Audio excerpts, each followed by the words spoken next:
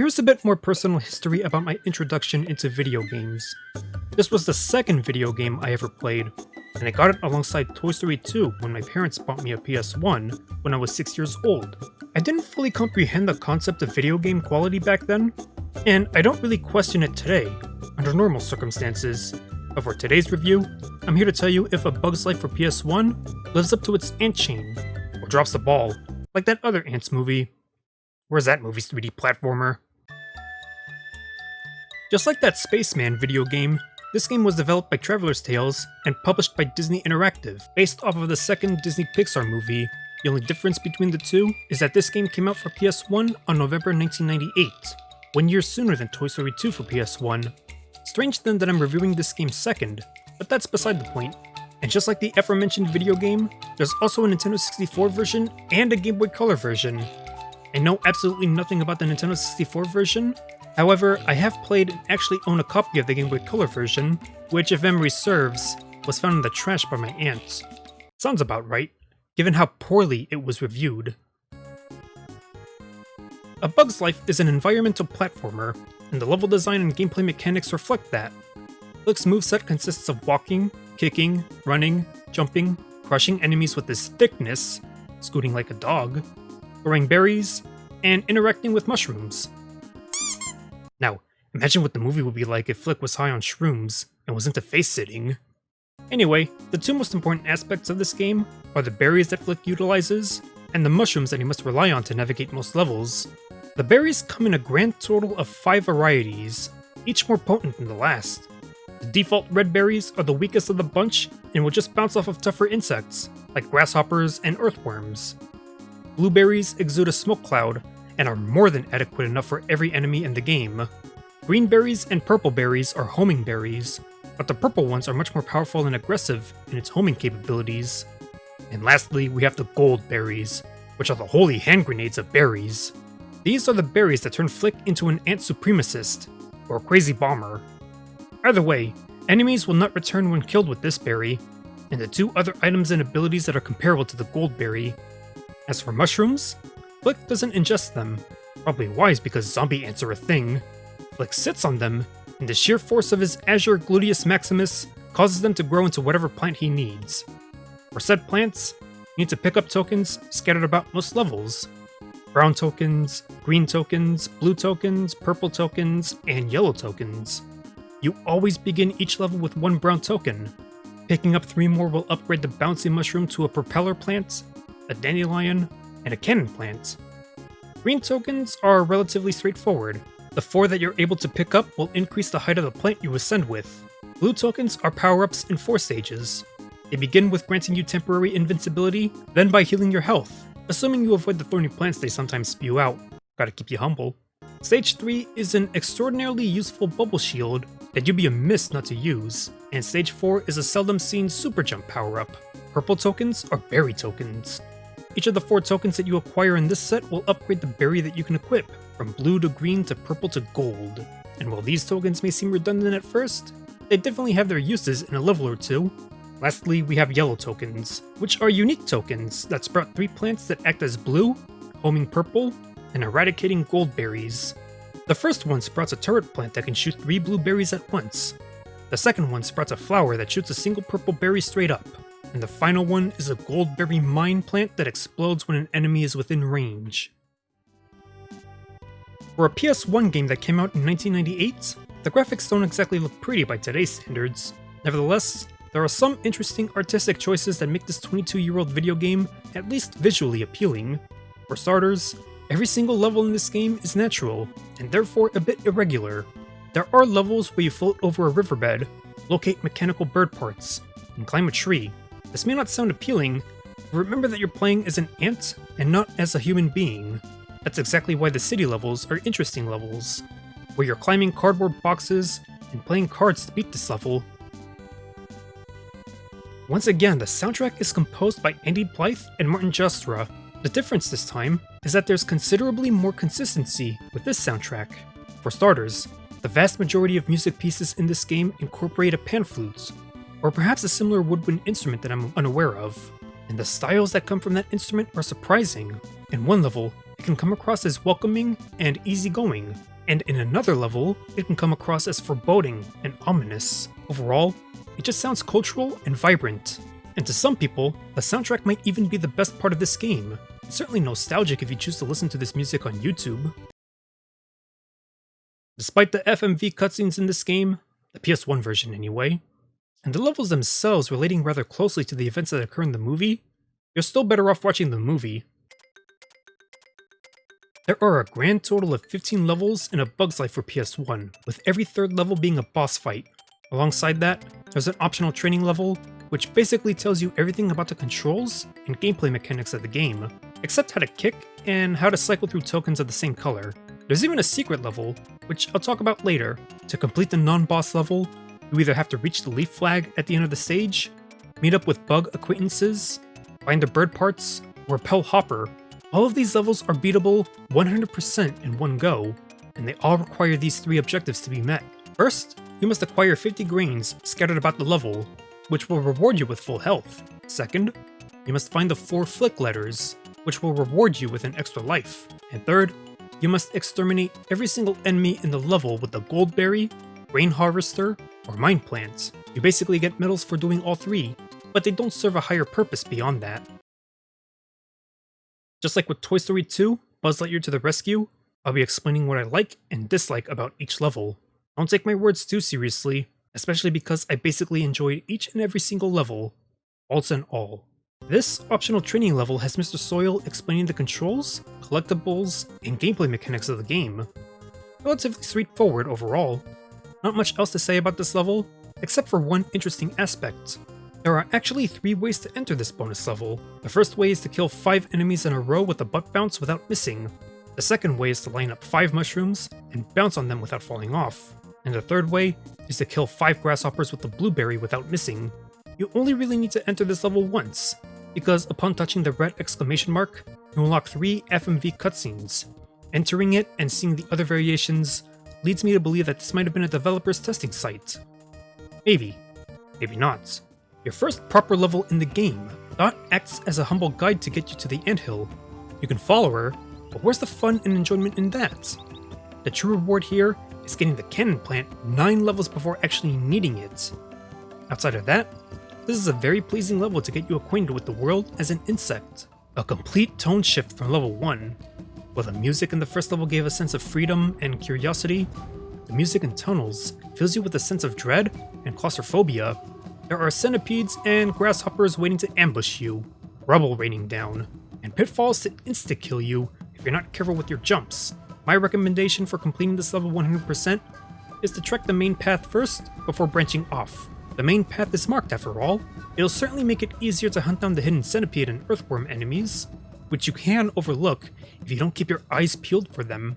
Your first boss fight against the rabbit Bumper. For the most part, he will stay in the middle of the council chamber, throwing mosquitoes at you for some reason. If you want to collect everything in this level, take advantage of the plant that spits out temporary invincibility power-ups. You'll need it to make sure you're not interrupted in carrying a seed to the giant mushroom that has necessities on it. 2 things. I wish I knew what was being chanted in the music of this level. And why does Thumper explode? It would make his encounters with Dot less important if he died here. There's a bird flying overhead. Not a vulture though. The only way this bird attacks you, which always results in an instant kill, is if you get stranded on the riverbed. To prevent that, you must ride the dandelion seed across properly placed propeller plants, and you will want to make your way back when you pick up the goldberry. This is actually one of the shortest levels in the game, which is good because the next level more than makes up for that, for better or worse. An earthbound level of labyrinthine proportions, perhaps the largest level in the game, and certainly one of the longest and most daunting. The bare minimum to complete this level is to find the green tokens and make a plant to escape, but in order to complete this level 100%, you must throw seeds on propeller plants to have them rise onto ledges with collectibles and power-ups that require them. Also, the sooner you pick up the bubble shield, the better. There's at least 50 enemies here, and you will need to kill them all. And just like in the tunnel level, pay close attention to where the centipedes are. The first level where you acquire the helpful super jump power-up, and in comparison to Riverbed Canyon, much easier. The trick to beating the bird in this level is to use the purple berry turret plant to force the bird to come down, and the bird chooses to rise to a normally unreachable height once you pick up the gold berry. Just make sure you kill the bird with the gold berry and not the turrets, otherwise you won't get that extermination medal. The city levels are unique levels where, rather than reach the end of a level, you must find the warrior bugs instead. In this level, the mechanic from the tunnels, where you must pick up enough grains to unlock passages, carries over here. The gimmick is that this is the only level in the game where defeated enemies drop grains. Probably the most open world level in the game, and unlike in Bird Nest, the super jump comes in quite handy here. The objective is to find the remainder of the warrior bugs. Rosie and Dim are easy to reach because they're on the ground. The pill bugs, Gypsy, and Manny require more platforming effort, however, and when it comes to completing this level 100%, it does require considerable exploration. Everything is scattered, even concealed to a degree, making for a surprisingly realized level. Nowhere to run away in this level, and no grains to be seen either. That horsefly boss is hoarding them all to himself, and you're going to need to strike him to make him drop all 50 of them before killing him with the gold berry. Just watch out for him throwing blueberries at you. You'd hate to pick those up when Thud is near death.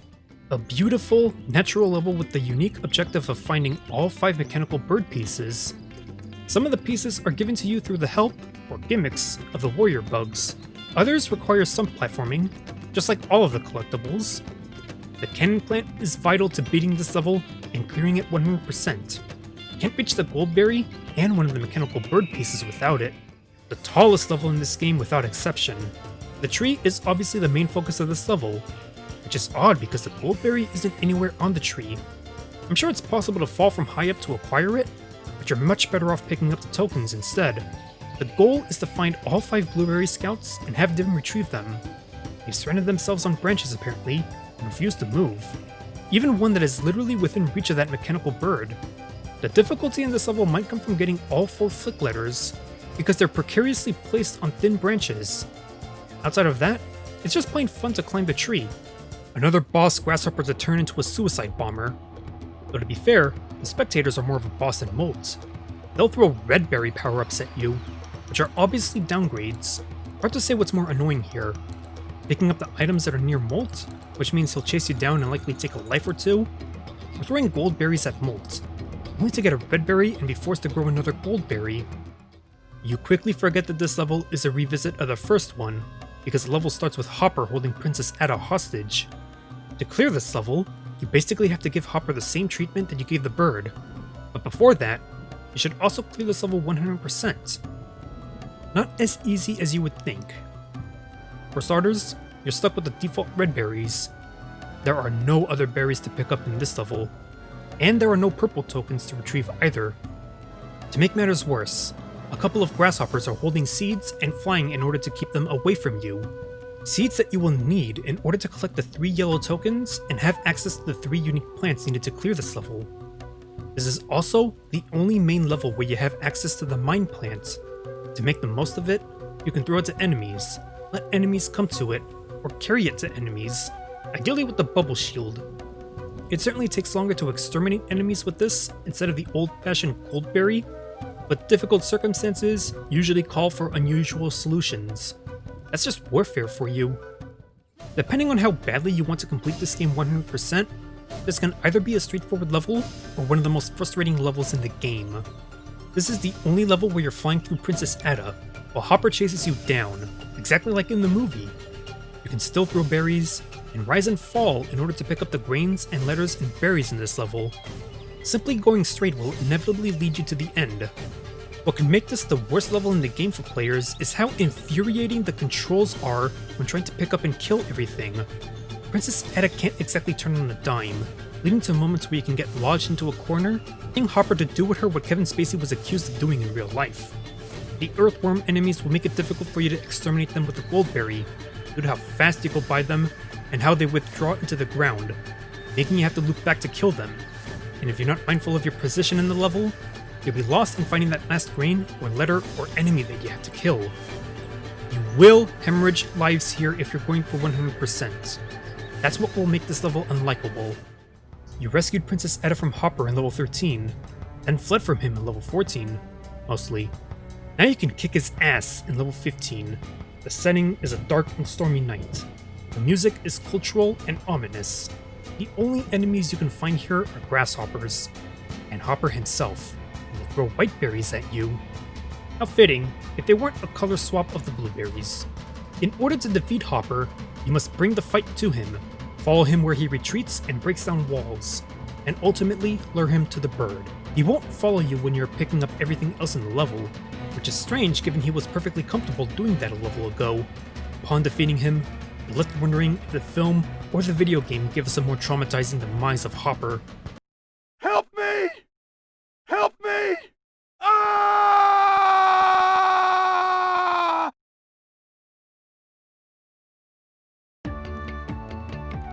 When this game originally came out, it was met with mixed to negative reception.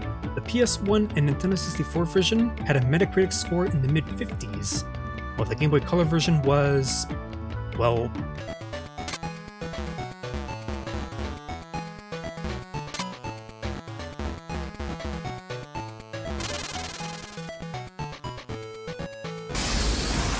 outside of the fact that it's an obvious movie tie-in, the gameplay honestly leaves a lot to be desired, especially when you've beaten the game 100%. You quickly learn that berries are the most effective means of killing an enemy. God forbid you actually kick them to death. And outside of the mushrooms, there's not really any level of variety that challenges platforming. Outside of the tree level, most other levels feel quite grounded. Riverbed Flight could have benefited with more polish, or just be plain scrapped altogether. Basically, this game is simple. Very pretty in its appearance and level design, with wonderfully ambient music, but ultimately rather simple in its gameplay. You accomplish the same 3 core completion goals in every single level sans the bonus level, and if you choose not to, the game is quite brief overall, perhaps 2 hours at the most. Good to know there's more gameplay variety and challenges in Toy Story 2 for PS1. You also can't breeze through that game either, requiring 40 out of the 50 total Pizza Planet tokens to fight the final boss. That's this review in a nutshell, comparing 1998's Disney Pixar 3D platformer licensed tie-in video game to 1999's. Don't get me wrong, A Bug's Life on PS1 is still a fun way to spend an afternoon, but it's Toy Story 2 that is more superior. There's 4 of them now, after all,